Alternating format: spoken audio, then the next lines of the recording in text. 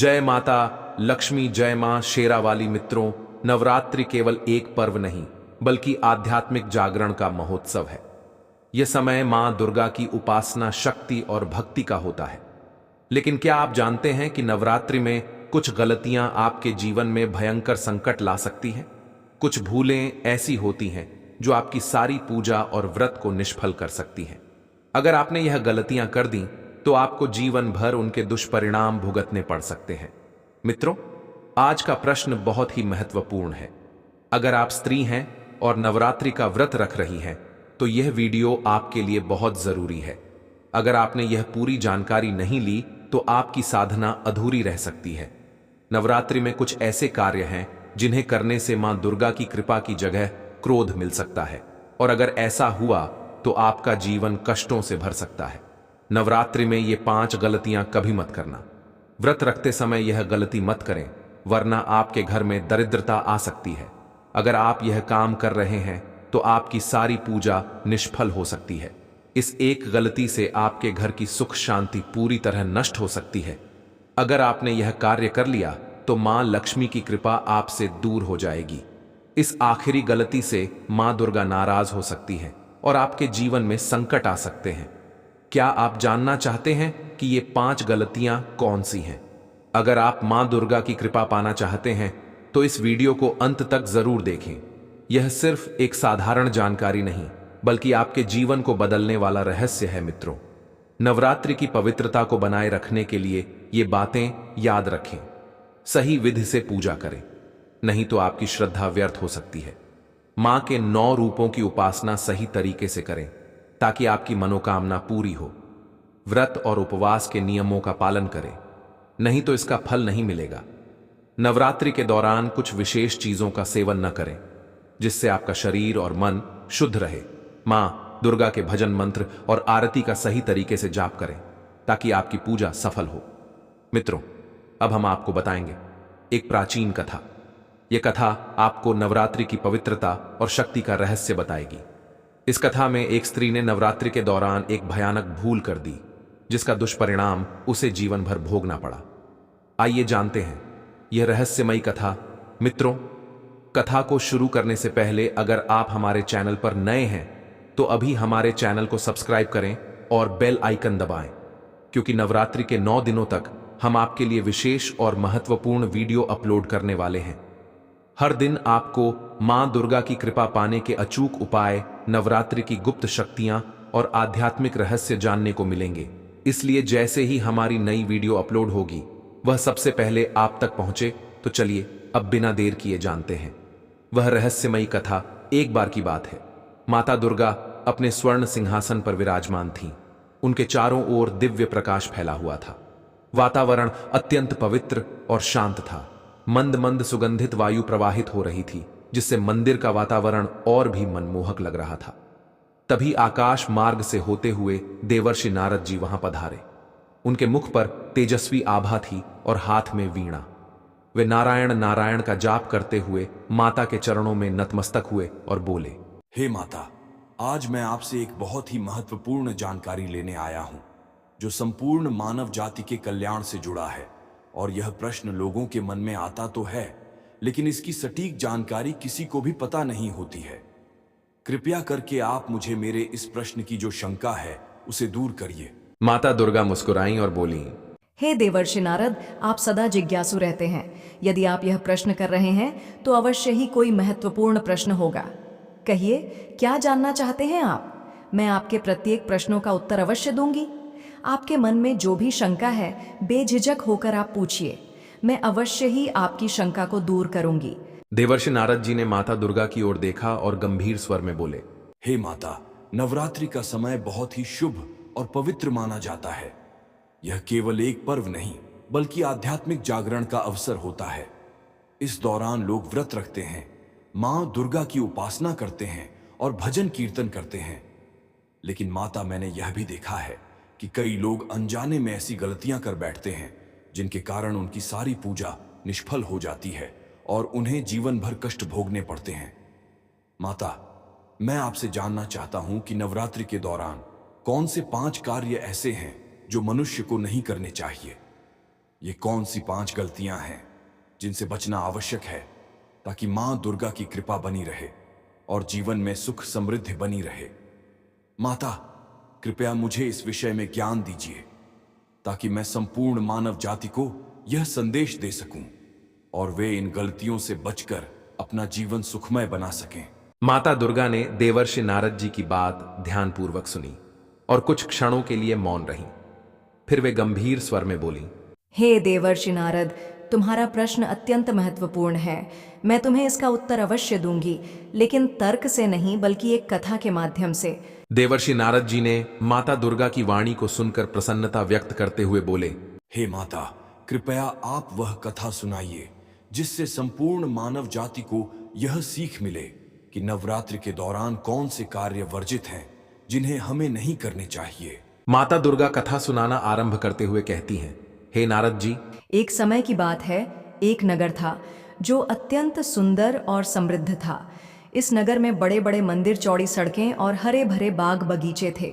नगर के बीचों बीच एक विशाल तालाब था जिसका पानी इतना स्वच्छ था कि उसमें आसपास के वृक्षों की छवि स्पष्ट दिखाई देती थी।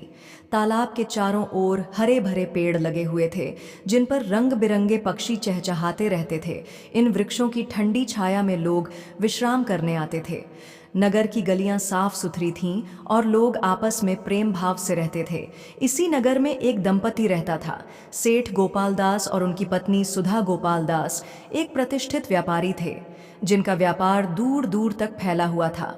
वे अत्यंत दयालु और धार्मिक प्रवृत्ति के व्यक्ति थे। उनकी पत्नी सुधा भी धर्म कर्म में आस्था रखती थी और अपने परिवार की सुख समृद्धि के लिए पूजा पाठ करती थी। नगर में नवरात्रि का पर्व आने वाला था। इस पावन अवसर पर सेठ गोपाल दास और उनकी पत्नी सुधा बड़े हर्षोल्लास से तैयारियों में जुट गए। पूरा नगर देवी मां के स्वागत के लिए सजने लगा। घर घर में दीप जलाए जा रहे थे, मंदिरों में देवी के भजन गूंज रहे थे और बाजारों में विशेष पकवानों की खुशबू फैल रही थी। सुधा भी अपने घर को सुंदर तरीके से सजाने में व्यस्त थी। उसने पूरे घर में रंगोली बनाई, आम के पत्तों के तोरण लगाए और देवी मां के स्वागत के लिए एक सुंदर पूजा स्थल बनाया। सेठ गोपाल दास ने भी बाजार से देवी मां की पूजा के लिए आवश्यक सामग्री खरीदी। इस बार का नवरात्रि उत्सव हमें विशेष रूप से मनाना चाहिए। सुधा ने उत्साहित होकर कहा, हाँ बिल्कुल, नवरात्रि देवी मां की उपासना का समय होता है। हमें पूरी श्रद्धा से व्रत और पूजा करनी चाहिए। गोपाल दास ने सहमति जताई। नवरात्रि का पर्व शुरू हो गया। नगर के सभी लोग भक्ति में लीन थे। मंदिरों में देवी के भजन गूंज रहे थे और घर घर में देवी की पूजा हो रही थी। लेकिन इस पावन समय में सुधा अनजाने में 5 बड़ी गलतियां कर बैठी जिनके कारण उनके घर में दरिद्रता और गरीबी ने प्रवेश कर लिया। पहली भूल जो सुधा ने की वह थी अपवित्रता में पूजा करना। नवरात्रि के पहले दिन जब देवी की मूर्ति की स्थापना होनी थी तब उसने स्नान किए बिना ही पूजा करने का निर्णय लिया। सिर्फ घर में ही पूजा करनी है तो क्या फर्क पड़ता है, उसने मन में सोचा और जल्दी जल्दी पूजन सामग्री लेकर पूजा करने बैठ गई। लेकिन यह उसकी पहली भूल थी। नवरात्रि में पवित्रता का विशेष ध्यान रखना आवश्यक होता है। अपवित्रता में की गई पूजा का फल नहीं मिलता, बल्कि देवी मां अप्रसन्न हो सकती हैं। लेकिन सुधा को इस बात का ज्ञान नहीं था। दूसरी गलती यह हुई कि सुधा ने व्रत में गलत आहार ग्रहण किया। नवरात्रि में सात्विक भोजन करने का विशेष महत्व होता है, लेकिन पहले ही दिन उसने व्रत के दौरान तली भुनी चीजें और मसालेदार भोजन खा लिया। सिर्फ फलाहार से क्या भूख मिटेगी, उसने सोचा और आलू चिप्स, पकौड़े और अन्य तली भुनी चीजें खाने लगी। लेकिन यह व्रत की शुद्धता को भंग कर रहा था। देवी मां के व्रत का अर्थ केवल भूखा रहना नहीं, बल्कि आत्मसंयम और सात्विकता बनाए रखना होता है। लेकिन सुधा को इस बात का एहसास नहीं था। तीसरी गलती यह थी कि सुधा ने नवरात्रि के दौरान क्रोध और कलह को अपने घर में स्थान दे दिया। एक दिन जब सेठ गोपाल दास पूजा करने में थोड़ा देर से आए तो सुधा क्रोधित हो गई। आपको पूजा की बिल्कुल भी परवाह नहीं, मैं अकेले ही सारा काम कर रही हूँ और आपको बस अपने व्यापार की चिंता है। सेठ गोपाल दास ने शांतिपूर्वक समझाने का प्रयास किया, लेकिन सुधा ने उनकी एक नहीं सुनी और क्रोध में बड़बड़ाने लगी। नवरात्रि के दिनों में घर का वातावरण शांत और पवित्र होना चाहिए, लेकिन सुधा की इस गलती से घर में नकारात्मक ऊर्जा का संचार हो गया। चौथी गलती यह थी कि सुधा ने नवरात्रि में किसी भी जरूरतमंद की सहायता नहीं की। नवरात्रि के तीसरे दिन एक गरीब वृद्ध महिला उनके दरवाजे पर भिक्षा मांगने आई। माँ, मुझे कुछ भोजन दे दो, मैं बहुत भूखी हूँ, वृद्धा ने करुणा भरी आवाज में कहा। लेकिन सुधा ने उसे अनसुना कर दिया और कहा, अभी हमारे पास समय नहीं है, तुम कहीं और जाओ। लेकिन नवरात्रि का अर्थ ही सहयोग, दया और सेवा भाव से जुड़ा हुआ है। सुधा की यह गलती देवी माँ की कृपा से उन्हें दूर कर रही थी, लेकिन उसे इसका आभास नहीं था। पांचवीं और सबसे बड़ी गलती यह थी कि सुधा ने नवरात्रि में देवी माँ के भजन और आरती को अनदेखा किया। रोज मंदिरों से देवी के भजन की आवाज आती, लेकिन सुधा उसे सुनने की बजाय अन्य कामों में व्यस्त रहती। भजन सुनने का समय कहाँ है, इतना सारा काम है, उसने सोचा और अपने कार्यों में लग गई। लेकिन देवी माँ की भक्ति और आराधना के बिना नवरात्रि अधूरी होती है। इस गलती के कारण उनके घर की सकारात्मक ऊर्जा धीरे धीरे नष्ट होने लगी। नवरात्रि समाप्त हो गई, लेकिन कुछ ही दिनों बाद सेठ गोपालदास के व्यापार में अचानक नुकसान होने लगा। उनके घर में क्लेश बढ़ने लगा, सुख शांति गायब हो गई और चारों ओर अशांति फैल गई। धीरे धीरे उनका घर आर्थिक संकट से घिर गया। गोपालदास को समझ नहीं आ रहा था कि अचानक उनके जीवन में यह कठिनाइयां क्यों आने लगीं। सुधा ने देखा कि उनका परिवार परेशानियों में घिर गया है। अब उसे अपनी गलतियों का एहसास होने लगा। यह सब कैसे हुआ? मैंने तो पूरी श्रद्धा से नवरात्रि मनाई थी, फिर भी हमारे घर में दरिद्रता क्यों आ गई? वह बहुत चिंतित रहने लगी और सोचने लगी कि उसे इस समस्या का समाधान खोजना होगा। फिर एक दिन उसने निर्णय लिया कि वह किसी विद्वान संत के पास जाकर अपनी समस्या का समाधान पूछेगी। नगर से कुछ ही दूरी पर एक घना जंगल था, जहाँ एक महान संत रहते थे। लोग कहते थे कि वे अत्यंत ज्ञानी और तपस्वी थे। सुधा ने निश्चय किया कि वह उन संत के पास जाकर अपनी परेशानी का हल पूछेगी। सुधा जैसे ही संत के आश्रम में पहुंची, वहां का वातावरण देखकर मंत्रमुग्ध रह गई। चारों ओर हरियाली थी, वृक्षों की छाया में संत के शिष्य साधना कर रहे थे। आश्रम का वातावरण अत्यंत शांत और पवित्र था। चारों ओर एक अद्भुत सकारात्मक ऊर्जा महसूस हो रही थी। सुधा ने धीरे धीरे कदम बढ़ाए और संत के पास पहुंची। संत अत्यंत तेजस्वी और शांत चित्त दिखाई दे रहे थे। उनके मुख पर अद्भुत तेज था, मानो वर्षों की तपस्या और साधना ने उन्हें दिव्यता प्रदान कर दी हो। सुधा ने विनम्रता से प्रणाम किया और हाथ जोड़कर बैठ गई। संत ने धीरे से आंखें खोलीं और सुधा की ओर देखा। उनकी दृष्टि में एक गहरी समझ थी, मानो वे पहले से ही जानते हों कि सुधा किस समस्या से ग्रसित है।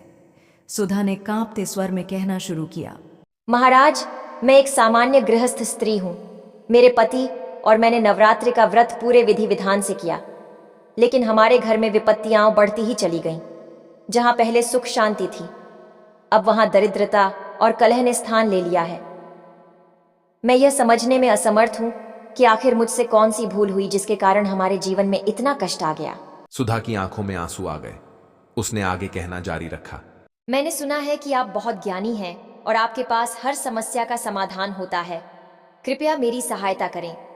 मुझे बताइए कि मैंने कौन सी गलतियां की जिनके कारण मेरे घर में इतनी परेशानियां आ गईं। संत कुछ क्षण चुप रहे, फिर गहरी सांस लेकर बोले, वत्स, तुम्हारी व्यथा समझ सकता हूं, लेकिन पहले मैं तुम्हें एक कथा सुनाऊंगा जो तुम्हारी शंकाओं का समाधान करेगी।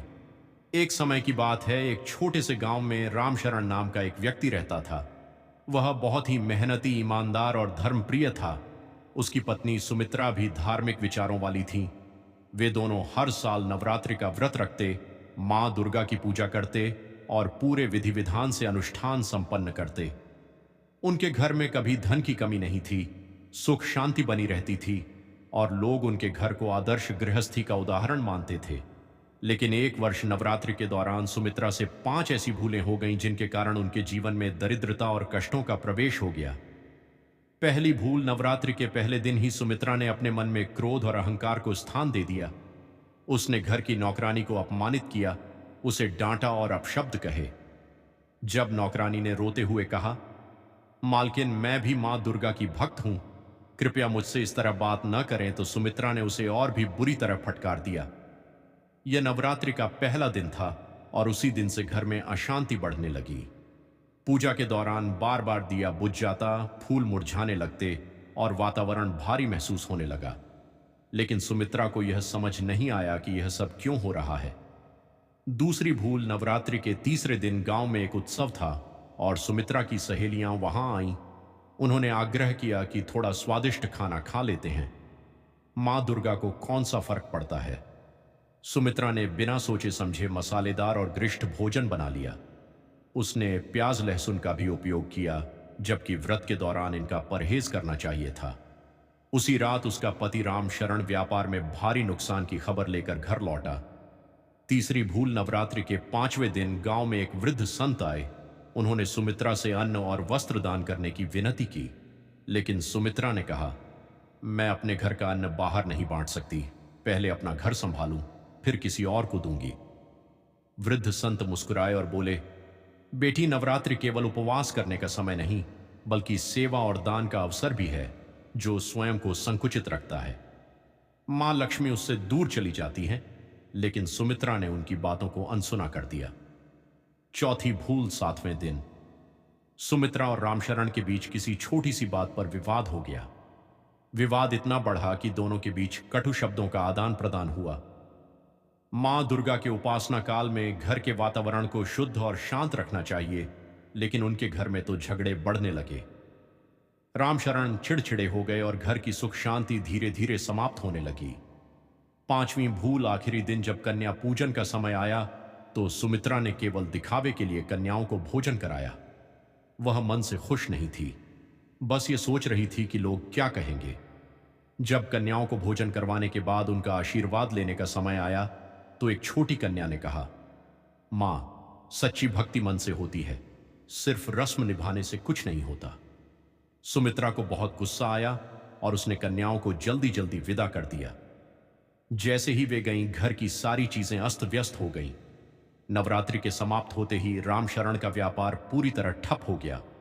उनकी दुकान में आग लग गई, जिससे उन्हें बहुत बड़ा नुकसान हुआ। घर में अजीब सी उदासी छा गई। पहले जो घर खुशियों से भरा रहता था, अब वहां निराशा फैल गई थी। सुमित्रा को धीरे धीरे एहसास होने लगा कि उसकी गलतियों के कारण ही उनके घर में दरिद्रता आ गई थी। मां दुर्गा की कृपा पाने के लिए केवल व्रत रखना ही पर्याप्त नहीं, मन, वचन और कर्म से भी शुद्धता आवश्यक होती है। संत जी ने कथा समाप्त की और गहरी सांस लेते हुए बोले, बेटी, अब मैं तुम्हें तर्क से उत्तर देता हूं, ध्यान से सुनो। सुधा ने श्रद्धा से सिर झुका लिया और पूरी तरह संत जी की बातों को सुनने के लिए तैयार हो गई। संत जी ने गंभीर स्वर में कहना शुरू किया, वत्स, नवरात्रि केवल एक पर्व नहीं बल्कि आत्मशुद्धि और आध्यात्मिक जागरण का समय होता है। यह केवल उपवास रखने या दिखावटी पूजा करने का अवसर नहीं, बल्कि हमारे विचार, आचरण और जीवन शैली को सुधारने का समय होता है। यदि कोई व्यक्ति व्रत रखता है लेकिन मन में बुरे विचार, क्रोध, अहंकार और स्वार्थ पालता है तो उसकी साधना व्यर्थ हो जाती है। अब मैं तुम्हें तर्क से समझाऊंगा कि वे 5 गलतियां क्या हैं और उनका वास्तविक प्रभाव क्या पड़ता है। यदि तुम किसी को अपमानित कर रही हो, किसी के प्रति द्वेष, क्रोध या अहंकार रख रही हो, तो फिर उपवास रखने से क्या लाभ। नवरात्रि का अर्थ केवल भोजन का त्याग नहीं, बल्कि मन, वचन और कर्म से पवित्रता अपनाना है। जब सुमित्रा ने अपनी नौकरानी को अपमानित किया तो उसने मां दुर्गा के उस रूप का अपमान किया जो हर जीव में बसती है। जब हम किसी को अपशब्द कहते हैं तो हम अनजाने में मां के ही किसी रूप को ठेस पहुंचा रहे होते हैं। यही कारण है कि उसकी पूजा निष्फल हो गई और घर में अशांति फैलने लगी। व्रत में भोजन की पवित्रता आवश्यक क्यों होती है, ये बताते हुए संत जी कहते हैं कि भोजन केवल शरीर के लिए नहीं बल्कि आत्मा के लिए भी होता है। नवरात्रि में सात्विक भोजन करने का मुख्य कारण यह है कि हमारा शरीर और मन शुद्ध बना रहे। गरिष्ठ भोजन, प्याज, लहसुन, मांसाहार आदि खाने से मन में तामसिक प्रवृत्तियां बढ़ती हैं, जैसे क्रोध, आलस्य और वासनाएं। जब मन अशांत होता है तो हम सही निर्णय नहीं ले पाते। यही कारण है कि सुमित्रा के घर में अशांति फैल गई और उसके पति के व्यापार में हानि हो गई। संसार का सबसे बड़ा नियम है, जो देता है वही पाता है। जब हम अपने हाथ बंद कर लेते हैं और केवल अपने लिए संचय करते हैं तो हमारे जीवन में दरिद्रता का प्रवेश हो जाता है। सुमित्रा ने संत को अन्न देने से इनकार कर दिया, यह सोचकर कि पहले अपने घर का ध्यान रखना चाहिए। लेकिन क्या उसने सोचा कि जिस अन्न पर मां अन्नपूर्णा का आशीर्वाद नहीं, वह घर में अधिक दिनों तक टिक सकता है। नहीं, यही कारण था कि उसकी बरकत धीरे धीरे समाप्त हो गई। जब हम दान करते हैं तो माँ लक्ष्मी प्रसन्न होती हैं और हमारी संपत्ति में वृद्धि होती है। नवरात्रि में व्रत का असली उद्देश्य यह है कि हम मन, वचन और कर्म से संयम रखें। यदि घर में कलह है, वाणी कटु हो गई है, तो फिर पूजा का कोई लाभ नहीं। पति पत्नी का संबंध विश्वास और प्रेम पर आधारित होता है, लेकिन यदि घर में झगड़े बढ़ जाए तो वह स्थान मंदिर नहीं, रणभूमि बन जाता है। यही कारण था कि सुमित्रा के घर से सुख शांति चली गई। मां दुर्गा कभी भी वहां निवास नहीं करती जहां कलह होता है। सच्ची पूजा वही होती है जो सच्चे मन से की जाए। यदि तुम केवल दिखावे के लिए कन्या पूजन कर रही हो, यदि तुम्हारे मन में श्रद्धा नहीं है, तो मां का आशीर्वाद भी नहीं मिलेगा। व्रत और पूजा केवल रस्में निभाने के लिए नहीं होती, वे हमारी आत्मा को जागृत करने के लिए होती हैं। यही कारण था कि सुमित्रा ने जब अधूरी श्रद्धा से कन्या पूजन किया तो उसके घर से मां लक्ष्मी का आशीर्वाद समाप्त हो गया। संत जी ने आगे कहा, बेटी, तुम्हें यह समझना होगा कि केवल नियमों का पालन करने से मां प्रसन्न नहीं होती, बल्कि सच्ची भक्ति और सच्चे मन से किए गए कार्य ही फल देते हैं। यदि तुम अपने घर में सुख, शांति और समृद्धि चाहती हो तो केवल व्रत मत रखो, बल्कि अपने विचारों को भी पवित्र बनाओ। अपने मन, वचन और कर्म को शुद्ध करो। किसी का अपमान मत करो, सात्विकता अपनाओ, दान पुण्य करो, घर में प्रेम बनाए रखो और सच्ची श्रद्धा से मां की पूजा करो। सुधा ने संत जी की बातें ध्यान से सुनी। अब वह समझ चुकी थी कि नवरात्रि केवल शरीर को शुद्ध करने का पर्व नहीं, बल्कि आत्मा को जागृत करने का भी समय है। उसने प्रण लिया कि वह अब से केवल बाहरी उपासना नहीं, बल्कि आंतरिक भक्ति को भी अपनाएगी। माता लक्ष्मी ने मुस्कुराते हुए नारद जी की ओर देखा और प्रेम पूर्वक कहा, नारद जी, अब मैं उम्मीद करती हूँ कि आपके सभी प्रश्नों का उत्तर आपको मिल गया होगा। नवरात्रि केवल एक पर्व नहीं, बल्कि आत्मशुद्धि और ईश्वरीय कृपा प्राप्त करने का सुनहरा अवसर है। यदि समस्त मानव जाति इस पावन समय में इन 5 गलतियों से बचेगी तो उनके जीवन में कभी भी कोई समस्या नहीं आएगी। माँ दुर्गा की कृपा सदा उनके ऊपर बनी रहेगी और उनके घर में सुख, शांति और समृद्धि का वास होगा। नारद जी ने श्रद्धा से सिर झुकाया और बोले, माता, आपकी अमृतवाणी ने मेरे सभी संशयों को दूर कर दिया। निश्चय ही यह ज्ञान संपूर्ण मानव जाति के लिए एक मार्गदर्शक बनेगा। मैं इस सत्य को लोक लोकांतर तक फैलाऊंगा ताकि सभी लोग मां दुर्गा की कृपा प्राप्त कर सकें। माता लक्ष्मी ने आशीर्वाद दिया और कहा, जो सच्चे मन से माँ की आराधना करेगा, नियमों का पालन करेगा और अपने कर्मों को शुद्ध रखेगा, उसे कभी भी किसी संकट का सामना नहीं करना पड़ेगा। इसके बाद नारद जी ने माता को प्रणाम किया और नारायण नारायण कहते हुए आकाश मार्ग से प्रस्थान कर गए। मित्रों, यदि आपको यह कथा और पूजा विधि पसंद आई हो तो इस वीडियो को लाइक करें। यदि आप चैनल पर नए हैं तो अभी सब्सक्राइब करें ताकि हम नवरात्रि से जुड़ी और भी महत्वपूर्ण वीडियो जैसे ही अपलोड करें तो सबसे पहले आप तक पहुंचे। जय माता दी।